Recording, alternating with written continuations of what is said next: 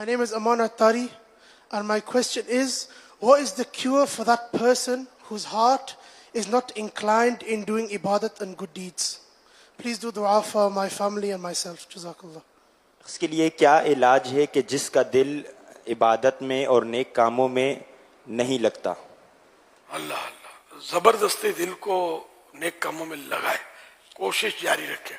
بعض بزرگوں کا ہے کہ ہمارا دل نہیں لگتا تھا، پھر میں نے 20 سال اس میں کوششیں کی، خوب کوشش کی، تلاوت میں دل نہیں لگتا تھا، تلاوت 20 سال تک ہم کوشش کرتے رہے، پھر 20 سال تک اس کا نفع اٹھایا اور ہمارا دل لگ گیا۔